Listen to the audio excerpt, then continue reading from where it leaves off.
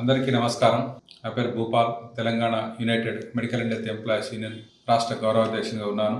మనందరికీ తెలుసు, రాష్ట్ర ప్రభుత్వ ఉద్యోగులకు సంబంధించి, పెన్షనర్లకు సంబంధించి ఇప్పుడు ప్రభుత్వం ప్రవేశపెట్టినటువంటి 2026-27 బడ్జెట్లో చాలా అన్యాయం జరిగింది. చాలా ఘోరం జరిగిపోయింది. ఎందుకంటే ప్రభుత్వ ఉద్యోగులు, పెన్షనర్స్ అందరికీ కూడా పే రివిజన్కి సంబంధించింది కాలయాపన జరుగుతూ ఉంది. 2023 జూలై నుంచి మనకు కొత్త పిఆర్సీ అమలు కావాలి. ఇవి 2023, 24 పోయింది, 24, 25 పోయింది, 25, 26, 27 సంవత్సరం అంటే 3వ సంవత్సరం నడుస్తూ ఉంది. 3వ ఆర్థిక సంవత్సరం ప్రారంభమైంది.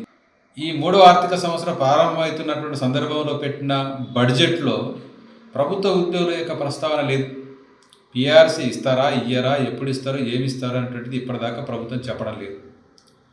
అంటే పే రివిజన్ ఇప్పుడు లేదని చెప్పేసి అర్థం. మొత్తం ఉద్యోగ ఉపాధ్యాయ కార్మిక సంఘాలన్నీ కలిసి పే రివిజన్ ఇవ్వాలని చెప్పేసి అనేక సార్లు ప్రభుత్వానికి విజ్ఞప్తి చేశారు, యాజిటేషన్ చేశారు, అనేక రూపాల్లో ప్రభుత్వం దృష్టికి తీసుకొచ్చారు. ముఖ్యమంత్రికే స్వయంగా సమావేశాలు పెట్టి మాట్లాడి చెప్పారు. ప్రభుత్వం కూడా పిలిచి ఒక కమిటీ వేసి చర్చించి మాట్లాడి ఉద్యోగుల సమస్యలన్నీ పరిష్కారం చేస్తామని చెప్పి చర్చలు చేసి ఉద్యమాలు చేయకుండా అడ్డుకున్న పరిస్థితి కూడా ఈ సందర్భం మనకు అందరికీ తెలిసిందే. కానీ ఈ బడ్జెట్లో ఉద్యోగుల పిఆర్సీ అనేటువంటిది పూర్తిగా గవర్నమెంట్ ప్రస్తావన చేయకుండా, చెప్పకుండా, దాని మీద ఏమీ మాట మాత్రం కూడా బడ్జెట్ న్యూస్ పేపర్లో ఏమీ లేకుండా చెప్పడం అంటే మొత్తం ఉద్యోగులందరూ మోసం చేసిన పరిస్థితి మనం చూస్తూ ఉన్నాం. కాబట్టి చాలా అన్యాయం ఇది.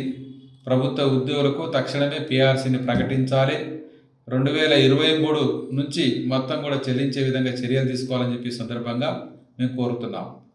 అదేవిధంగా ఈహెచ్ఎస్ పథకాన్ని కూడా మొత్తం కంప్లీట్ ఉచితం కాకుండా ప్రభుత్వం అట్లాగే ఎంప్లాయీ ఇద్దరి వాటాదారంతో గవర్నమెంట్ ప్రకటించింది.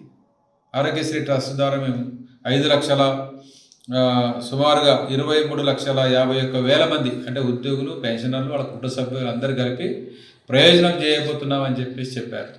అనేక సంవత్సరాలుగా అన్యాయం చేసి వాళ్ళని అనేక రకాల ఇబ్బందుల పాలు చేసి చాలామంది ఈ ఉచిత వైద్య పథకం లేకపోవడం వల్ల చాలామంది ఎంప్లాయీస్ అన్యాయం అయిపోయిన పరిస్థితి మనం చూసాం. ఇప్పుడు ప్రకటించారు, దాన్ని అమలు చేస్తామంటున్నారు. అది ఉచితంగా ఎందుకు ఇవ్వరు? ఉద్యోగిగా వాటాదారం అనేటువంటిది ఎందుకు కంపల్సరీ చేశారు మీరు? ఎప్పుడూ లేని చరిత్రలో. కాబట్టి ఏదేమైనా ఐహెచ్ఎస్ పథకాన్ని పకడ్బందీగా అమలు చేయడం కోసం తగిన కేటాయింపులు ప్రభుత్వం చేయాలి. ఆ కేటాయింపులు సరిగ్గా చేయకుండా, డబ్బులు ఇవ్వకుండా పేమెంట్ చేయకపోతే రాబోయే కాలంలో మళ్ళీ సమస్య మొదలుకి వచ్చేటువంటి అవకాశం కూడా ఉంటుందని చెప్పి చెప్పదలుచుకున్నాం.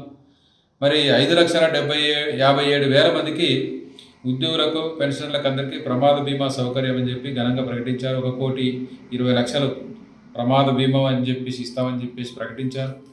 అలాగే 2 కోట్ల మంది విమాన ప్రయాణాలు చనిపోతే 2 కోట్ల రూపాయలు ఇస్తామని చెప్పారు. ఈ రకంగా చెప్పారు. మరి ప్రభుత్వ శాఖల్లో పనిచేసే కాంట్రాక్ట్ అవుట్సోర్సింగ్ ఎంప్లాయీస్ ఏం పాపం చేశారు? ఎందుకు వాళ్ళకు ప్రమాద బీమా సౌకర్యం ఈ 1 కోటి రూపాయలు వాళ్ళకు కేటాయించడం లేదు? అలాగే ఎందుకు వాళ్ళ ప్రమాదాలు జరిగితే, చనిపోతే, అనారోగ్యం పాలైతే వాళ్ళకు ఎందుకు నష్టపరిహారం ప్రకటించడం లేదు? ఎందుకు హెల్త్ కార్డులు కాంట్రాక్ట్ అవుట్సోర్సింగ్ ఎంప్లాయీస్కి ఎందుకు డిక్లేర్ చేయడం లేదు? ఇప్పటిదాకా వీళ్ళు ఊరించారు, మేము అది చేస్తాం, ప్రభుత్వమే జీతం చెల్లిస్తుంది, ప్రభుత్వమే పిఎఫ్ కడుతుంది, ఈఎస్ఐ కడుతుంది, అవసరమైతే అన్ని సౌకర్యాలు చూసుకుంటుంది, జవాబుదారితనం ఉంటుంది, మేము కార్పొరేషన్ పెడతాం, అది పెడతాం, ఇది పెడతామని చాలా చెప్పారు. ఏమైంది? బడ్జెట్లో ఎందుకు ప్రస్తావన చేయట్లేదు? సుమారు 2.5 లక్షల మంది కాంట్రాక్ట్ అవుట్సోర్సింగ్ ఎంప్లాయీస్కు తీవ్ర అన్యాయం జరిగింది ఈ బడ్జెట్లో. మొత్తం ప్రభుత్వ ఉద్యోగులకు కూడా పెద్ద ప్రయోజనం లేదు. పిఆర్సీ లేకుండా ఇచ్చిన బడ్జెట్ ఇది. అలాగే డిఏలు ఇప్పటికి 5 డిఏలు బకాయి ఉన్నాయి. డిఏల ప్రస్తావన కూడా చేయలేదు ఇప్పటిదాకా. కాబట్టి ఈ రకంగా ప్రభుత్వ ఉద్యోగులకు మోసం చేసినటువంటి బడ్జెట్ ఇదని చెప్పి సందర్భంగా నేను చెప్పదలుచుకున్నాం. తక్షణమే ప్రభుత్వ ఉద్యోగులకు అందరికీ, ఈవెన్ కాంట్రాక్ట్ ఎంప్లాయీస్తో సహా అందరికీ పిఆర్సీని ప్రకటించాలి. అలాగే డిఏలు చెల్లించాలి, పెన్షనర్ల బకాయిలు చెల్లించాలి. ప్రతి నెల 700 కోట్లు అని చెప్పారు. 11,000 కోట్లు మీరు చెల్లించాలి. దాని ప్రస్తావన చేయలేదు. ఇస్తారా, ఎగ్గొడతారా తెలియని పరిస్థితి ఉంది.